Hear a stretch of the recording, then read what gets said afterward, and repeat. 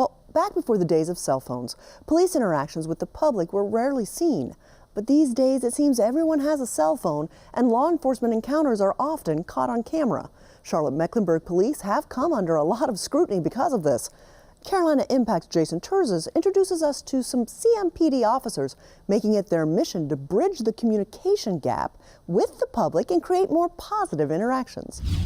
Put it down now. Put the gun down. He's got a gun. He's got a gun. It's a scene being played out far too often on America's streets. Police-involved shootings. Did you shoot him? Did you shoot him? Whether a shooting is considered justified or not, distrust between law enforcement and the people they serve is at a tipping point. Shots fired! It is an all too familiar story in a new setting.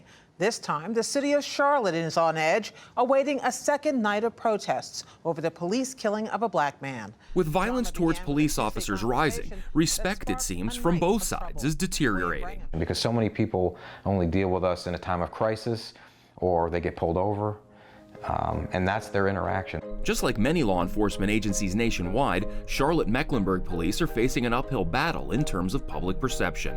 If you don't have interactions with police outside of crisis, then you may not have a positive view of police. That's why within each of CMPD's 13 patrol divisions, there are designated community coordinators, roughly 70 in all. Their job isn't to answer 911 calls or issue traffic tickets, but instead get to know the people who live and work in their area and hopefully build relationships with them. Really what we're trying to do is bridge the gap.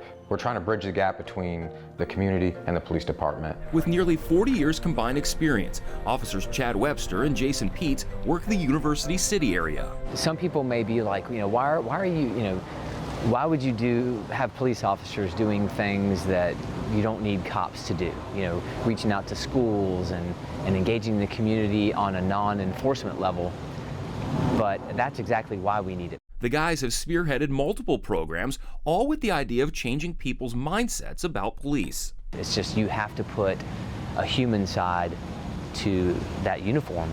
Because if you don't do that, then I think it affects public trust. We're trying to get people on that bell curve, not the outliers that think police can do no wrong or will always hate police.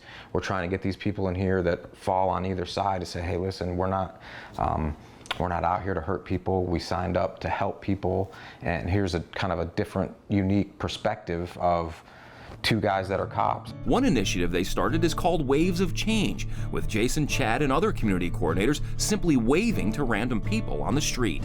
And you just forget how simple of a gesture that is. So while we're out patrolling, rolling around, if we wave and they wave back, we get out with them, introduce ourselves. As part of those interactions, the guys hand out goodie bags with Chick-fil-A gift cards and crime prevention tips. We've had those turn into like 15-person little events, that started out as a wave to one person. The neighbors see what's going on. We smile and we wave to them. They come over and we just end up having this, little community engagement party. Jason, Chad, and the other coordinators are also very active in area schools. We probably hit about 2,000 to 3,000 kids this school year. They read to the kids and talk about the importance of education, but the main reason they go is to win trust. There was one particular class that they went into. When they walked in, some of the kids scurried to the corner crying because they were terrified of why they were there. And by the end, they were hugging them and begging them not to leave. And at the end of the little session we have with them, we give them a stuffed animal. We call it their reading buddy. And then we try to encourage them to read outside of school, read over the summer, and read to their reading buddy out loud. And when it comes to reading, Chad practices what he preaches. As a 6th grader, one of his goals was to become an author, and he's done just that, writing 2 children's books, Mystery Muffin and Soda Pop Sleuth, The Ghost of Crippler's Creek in 2017, and The Legend of Mr. Creepy in 2018. I guess it's a kind of unique thing where we hear about a police officer that writes children's books. He's a really great dad, and he's really great at getting on the kids' level and being able to explain things to them in a way that doesn't make them feel talked down to. I want kids to want to read, and I hoped that I could write something that would do that.